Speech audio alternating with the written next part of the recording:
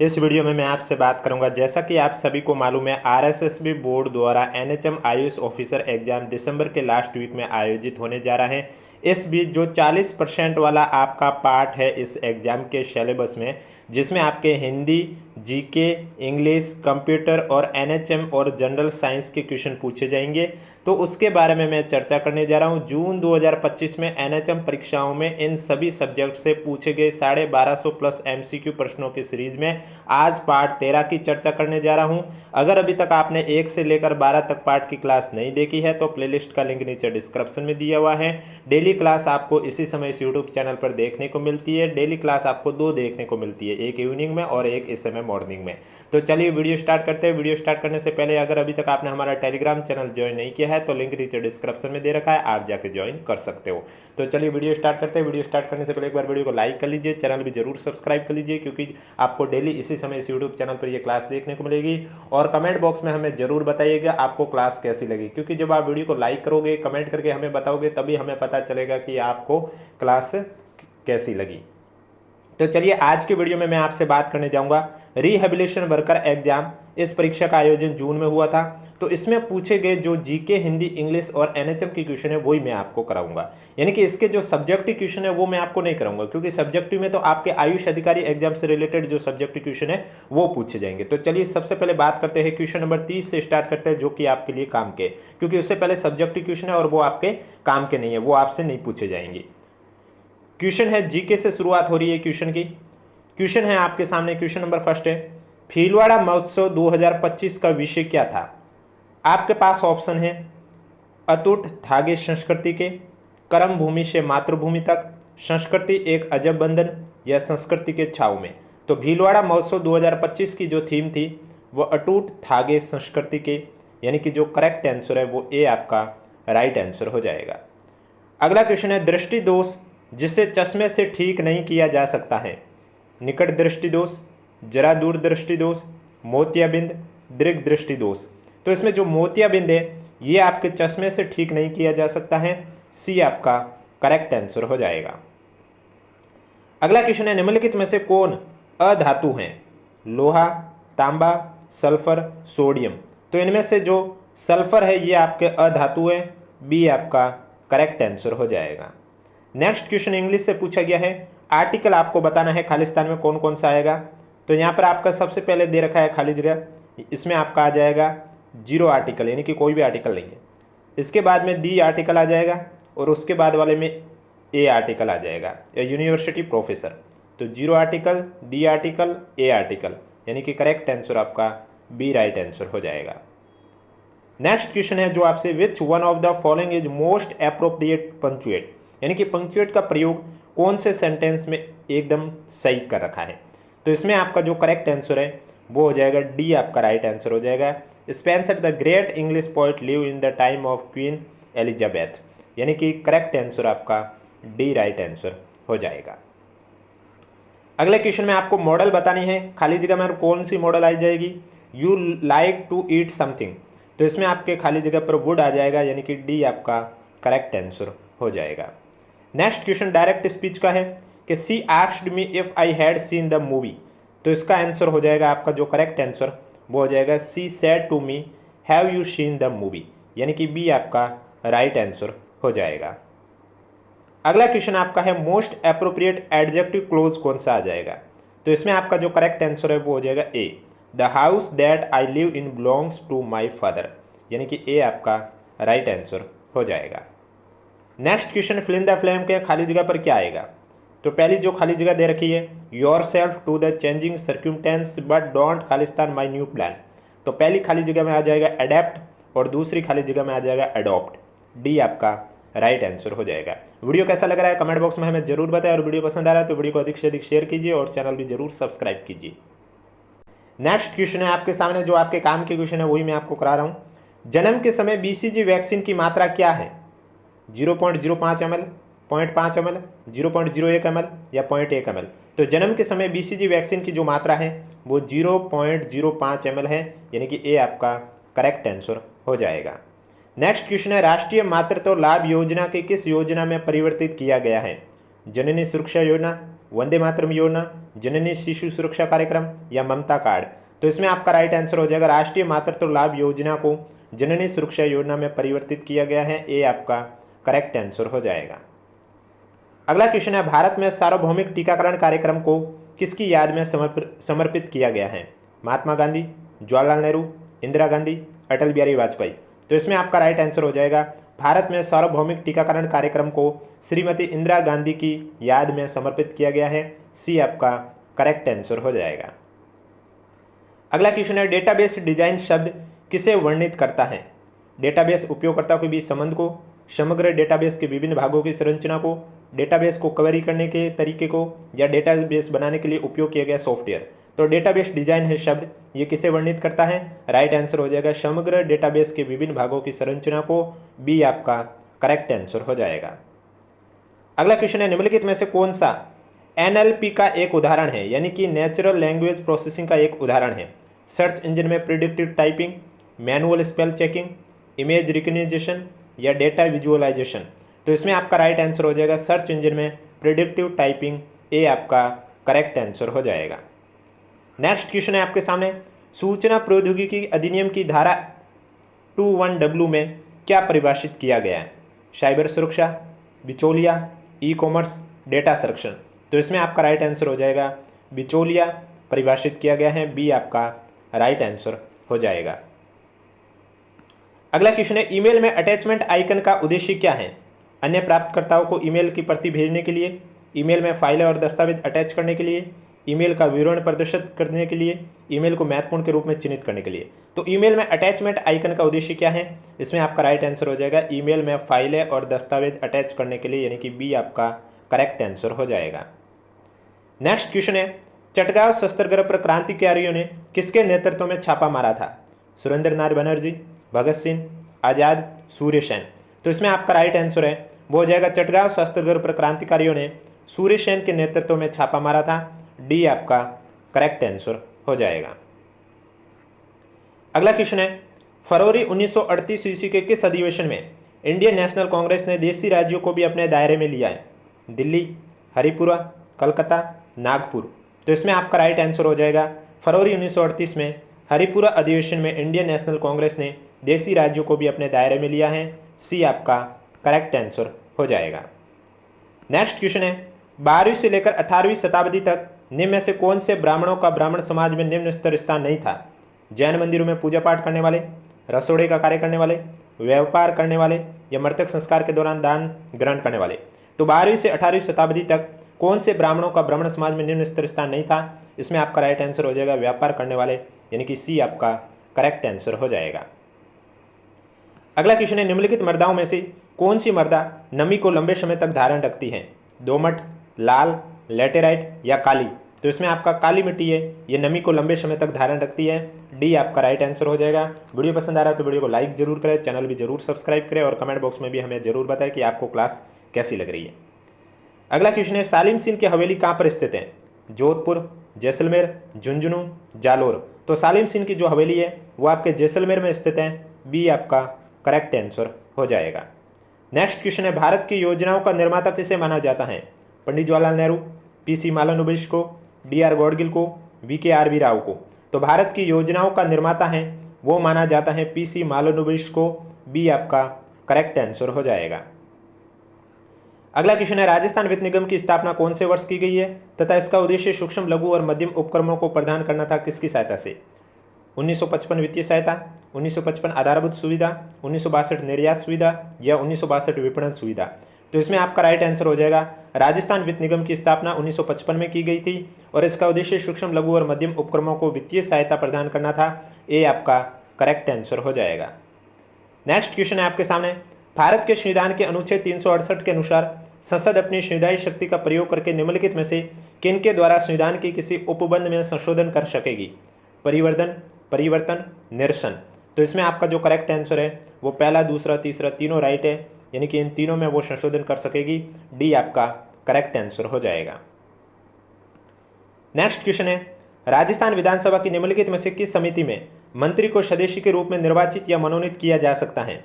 आपके पास ऑप्शन है कार्य सलाहकार समिति, याचिका समिति, विशेषाधिकार समिति, प्रश्न और संदर्भ समिति। तो इसमें आपका राइट आंसर हो जाएगा राजस्थान विधानसभा की कार्य सलाहकार समिति मंत्री को सदस्य के रूप में निर्वाचित या मनोनीत किया जा सकता है। ये आपका करेक्ट आंसर हो जाएगा। नेक्स्ट क्वेश्चन, निम्नलिखित में से कौन सी एक ग्रीन हाउस गैस है? Oxygen, nitrogen, ozone, argon. तो इनमें से ग्रीन हाउस गैस कौन सी है? आपका राइट आंसर हो जाएगा ओजोन आपकी ग्रीन हाउस गैस है। सी आपका करेक्ट आंसर हो जाएगा। अगला क्वेश्चन है, यूनाइटेड किंगडम ने किस तितली प्रजाति को वैश्विक ऊष्मीकरण के कारण 1 महीने पहले आते हुए देखा गया? Red admiral, Adonis blue, brown argus, clouded yellow. तो इसमें आपका जो करेक्ट आंसर है वो हो जाएगा रेड एडमिरल। ए आपका राइट आंसर हो जाएगा। नेक्स्ट क्वेश्चन है, ENWRS के माध्यम से किसानों के लिए ऋण मूल्यांकन की सुविधा के लिए सरकार द्वारा शुरू की गई योजना का नाम क्या है? प्रधानमंत्री किसान सम्मान निधि योजना, कामदार सशक्तिकरण योजना, किसान ऋण योजना या ऋण गारंटी योजना। तो उस योजना का नाम है ऋण गारंटी योजना। डी आपका करेक्ट आंसर हो जाएगा। अगला क्वेश्चन ईडीएम है, इन राइटिंग। इसका ईडीएम क्या हो जाएगा? यानी कि he gave his statement in writing. तो आपका जो अंडरलाइन इन राइटिंग है इसका ईडीएम हो जाएगा आपका इन ब्लैक एंड वाइट, यानी कि बी आपका करेक्ट आंसर हो जाएगा। नेक्स्ट क्वेश्चन हिंदी से पूछा गया है आपको। क्वेश्चन है कि बेहरम में कौन सा समास है? अव्ययभाव समास, तत्पुरुष समास, द्वंद्व समास, द्विगु समास। तो बेहरम में आपका अव्ययभाव समास हो जाएगा। ए आपका करेक्ट आंसर हो जाएगा। अगला क्वेश्चन आपसे जो पूछा गया है वो हिंदी से पूछा गया है। कॉलम दे रखे हैं, पर्यायवाची शब्द है, आपको सम्मिलित करके करेक्ट आंसर बताना है। तो इसमें आपका पहला दे रखा है कपड़ा। कपड़ा में आपका हो जाएगा वसन, अंबर, पट। ईश्वर में हो जाएगा प्रभु, जगदीश, ईश। गंगा में हो जाएगा भागीरथी, देव नदी। और घर में हो जाएगा धाम, गे, निकेतन। चौथा, पहला, दूसरा, तीसरा। ऑप्शन नंबर ए आपका राइट आंसर हो जाएगा। नेक्स्ट क्वेश्चन, पदक्रम संबंधी अशुद्धि किस वाक्य में नहीं है? अब देखो यहाँ पर जो दूसरा दे रखा है, बैंक के कई कर्मचारियों ने प्रदर्शन किया, इसमें पदक्रम संबंधी अशुद्धि नहीं है। तो बी आपका करेक्ट आंसर हो जाएगा। नेक्स्ट क्वेश्चन में विलोम शब्द को आपको सुमिलित करके करेक्ट आंसर बताना है। तो इसमें सबसे पहले दे रखा है गुरु। गुरु का हो जाएगा लघु यानी कि तीसरा। चतुर में हो जाएगा मूढ़। चिरंतन में हो जाएगा नश्वर। और चेतना का हो जाएगा मूर्छा। तीसरा, पहला, चौथा, दूसरा। ऑप्शन नंबर बी आपका करेक्ट आंसर हो जाएगा। अगला क्वेश्चन है आपके सामने, ढाक के 3 पात लोकोक्ति के लिए सही अर्थ क्या होगा? सबसे अलग स्थिति, सदैव एक सी स्थिति, जिसका कुछ भी महत्व न हो, स्थान और अवसर के अनुसार व्यवहार करना। तो ढाक के 3 पात इस लोकोक्ति का अर्थ हुआ है सदैव एक सी स्थिति, यानी कि बी आपका करेक्ट आंसर हो जाएगा। अगला क्वेश्चन है आपके सामने हिंदी का। एक साइड शब्द है, दूसरी साइड संधि है, आपको सम्मिलित करके करेक्ट आंसर बताना है। अब रजनीश में दीर्घ संधि हो जाएगी। प्रत्येक, प्रति प्लस एक, यण संधि। महोत्सव, महा प्लस उत्सव। गुण संधि, सदा प्लस एव सदैव, इसमें हो जाएगा वृद्धि संधि। दूसरा, चौथा, तीसरा, पहला। ऑप्शन नंबर डी आपका करेक्ट आंसर हो जाएगा। फिर से पर्यायवाची शब्द पूछा गया, आपको सम्मिलित करके करेक्ट आंसर इसमें बताना है। तो सबसे पहले घर का पूछा गया है। घर में हो जाएगा निकेतन, आलय, गे, सदन, यानी कि तीसरा। फिर चांद का पूछा है, विदु, मयंक, शशि, सुधांशु, यानी कि पहला। फिर गणेश का पूछा है, विनायक, एकदंत, गजानन, लंबोदर, यानी कि चौथा। और फिर कामदेव का हो जाएगा मदन, रतिपति, मनोज, अनंग, यानी कि दूसरा। तीसरा, पहला, चौथा, दूसरा। ऑप्शन नंबर सी आपका करेक्ट आंसर हो जाएगा। नेक्स्ट क्वेश्चन, किस शब्द में एक प्रत्यय का सही प्रयोग नहीं हुआ है? अब आप जब देखोगे शारीरिक में एक प्रत्यय, मानसिक में एक प्रत्यय है, मार्मिक में भी एक प्रत्यय, लेकिन प्रासंगिक में एक प्रत्यय नहीं है। तो डी आपका करेक्ट आंसर हो जाएगा, जिसमें एक प्रत्यय का प्रयोग सही नहीं हुआ है। अगला क्वेश्चन है, निम्नलिखित में से कौन सा RMNCH+ रणनीति का घटक नहीं है?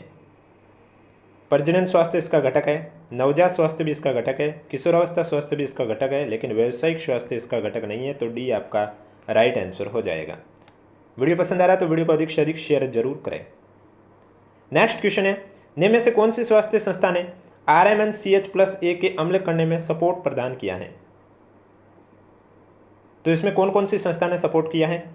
पहली है USAID, इसने सपोर्ट किया, एकदम सही है। दूसरी यूनिसेफ ने भी किया था। तीसरी है UNFPA, इसने भी किया था। और चौथी नीपी, इसने भी किया, यानी कि डी आपका करेक्ट आंसर हो जाएगा, पहला, दूसरा, तीसरा, चौथा। अगला क्वेश्चन, सामने चलने की गति पर चाल चक्र के दौरान समय का सामान्य वितरण कितना है? तो सामान्य चलने की गति पर चाल चक्र के दौरान समय का सामान्य वितरण है वो है स्टांस चरण के लिए 60% और स्विंग चरण के 40%।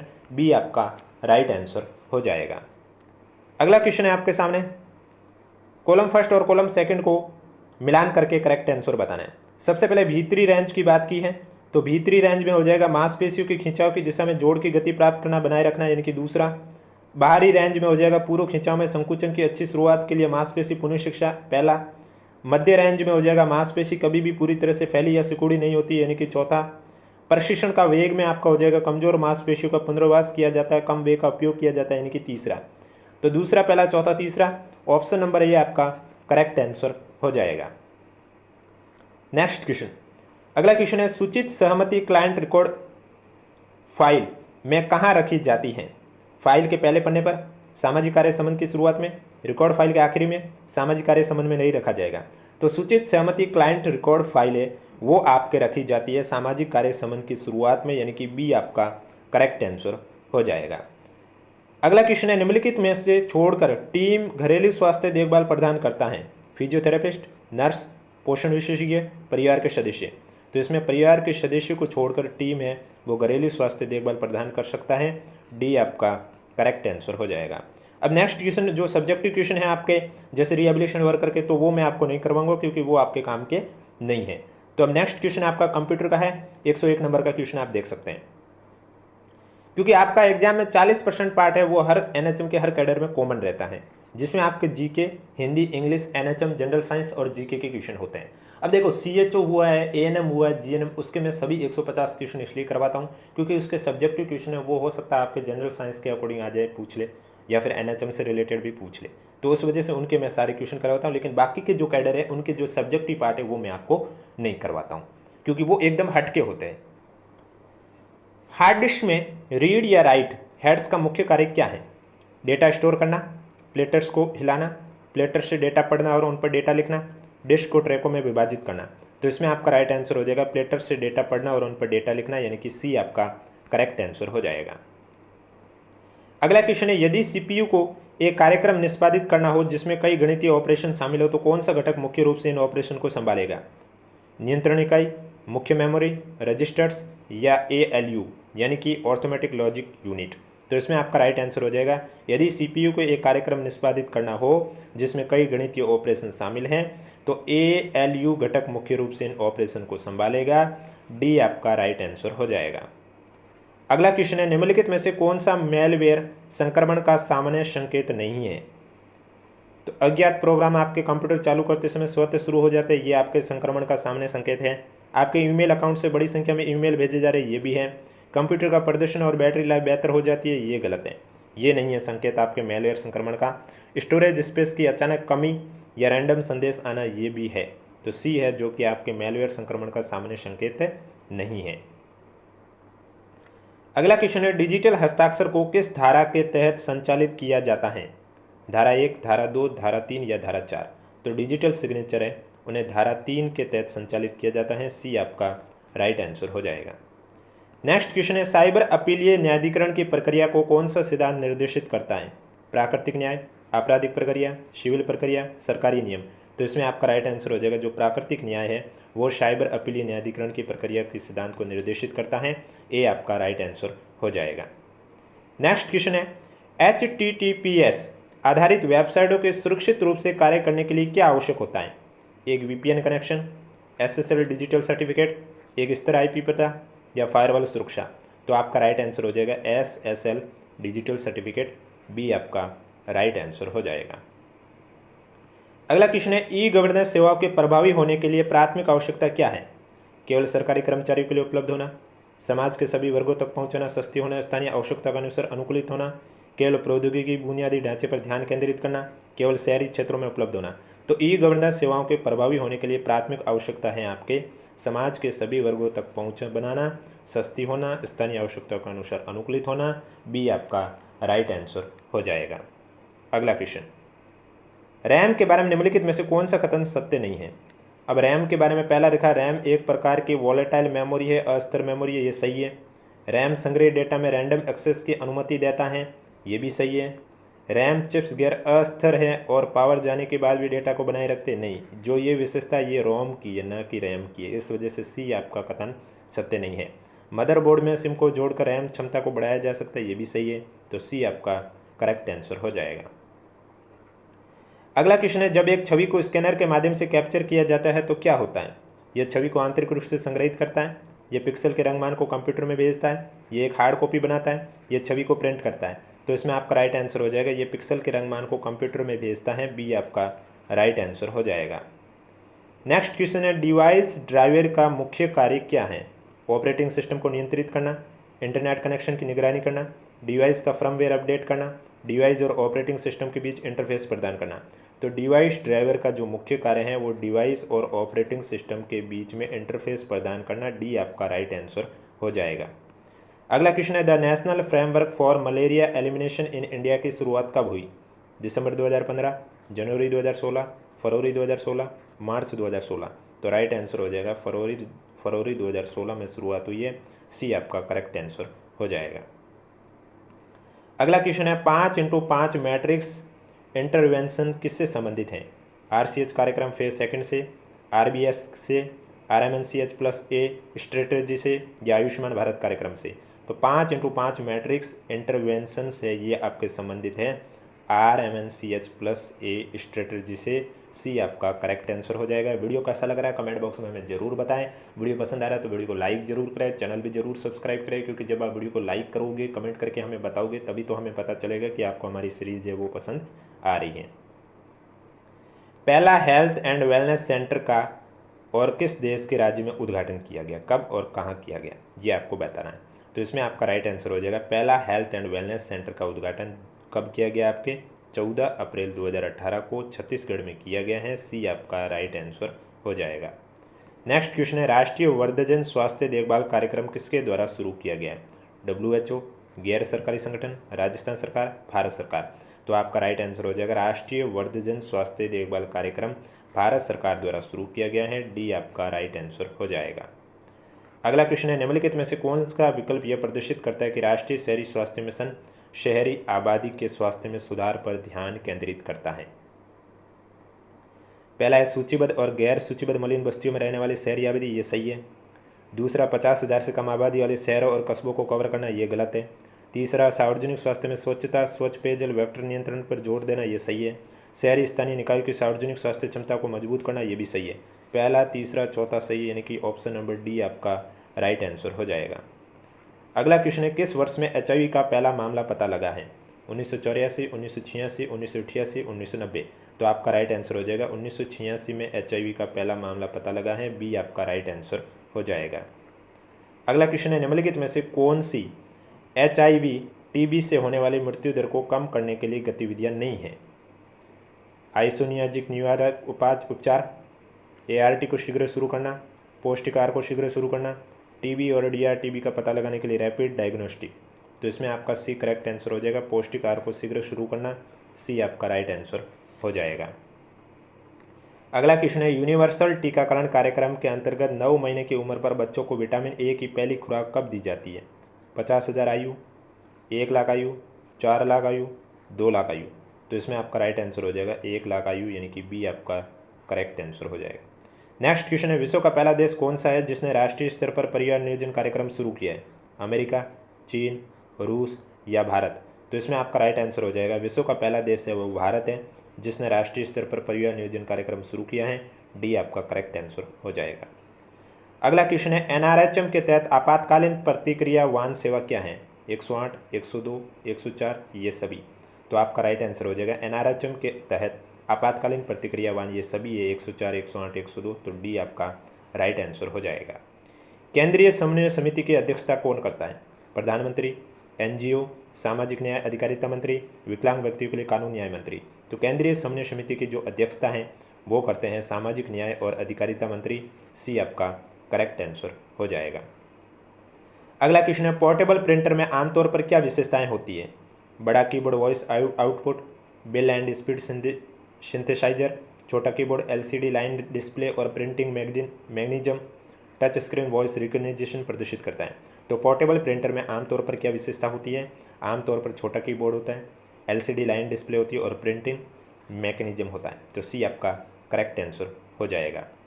अगला क्वेश्चन है, सामुदायिक आधारित पुनर्वास बहुक्षेत्रीय है और इसमें शामिल हैं सरकारी गैर सरकारी सेवाएं, WHO, ILO या यूनेस्को। तो सामुदायिक आधारित पुनर्वास बहुक्षेत्रीय हैं और इसमें शामिल है सरकारी और गैर सरकारी सेवाएं, यानी कि ए आपका राइट आंसर हो जाएगा। नेक्स्ट क्वेश्चन है, व्यावसायिक पुनर्वास में पुनर्वास इंजीनियरिंग शब्द किससे संबंधित हैं? कार्यस्थल संशोधन में सहायता से, चिकित्सा उपकरण से, रोजगार के बाद अनुवर्ती कार्रवाई करने या व्यावसायिक मार्गदर्शन से। तो व्यावसायिक पुनर्वास में पुनर्वास इंजीनियर शब्द है, ये आपके कार्यस्थल संशोधन में सहायता से संबंधित है, ये आपका राइट आंसर हो जाएगा। तो ये थे आपके सारे क्वेश्चन रिहेबिलिटेशन वर्कर में पूछे गए, जो कि कॉमन 40% पार्ट है। NHM के क्वेश्चन, जनरल साइंस के क्वेश्चन, GK के क्वेश्चन, हिंदी के क्वेश्चन, इंग्लिश के क्वेश्चन और कंप्यूटर के क्वेश्चन। वीडियो पसंद आए तो वीडियो को लाइक कीजिए, चैनल जरूर सब्सक्राइब कीजिए, क्योंकि इस सीरीज में टोटल आपको 19 पार्ट करवाए जाएंगे और 13 पार्ट कंप्लीट हो चुके हैं। अब कुछ और पार्ट बचे हैं, वो भी आपको डेली के 2 क्लासों के रूप में इस यूट्यूब चैनल पर देखने को मिलेंगे। इसलिए अगर अभी तक आपने चैनल सब्सक्राइब नहीं किया तो चैनल जरूर सब्सक्राइब करें, और अगर अभी तक आपने हमारा टेलीग्राम चैनल ज्वाइन नहीं किया है तो लिंक नीचे डिस्क्रिप्शन में दे रखा है, आप जाके ज्वाइन कर सकते हो।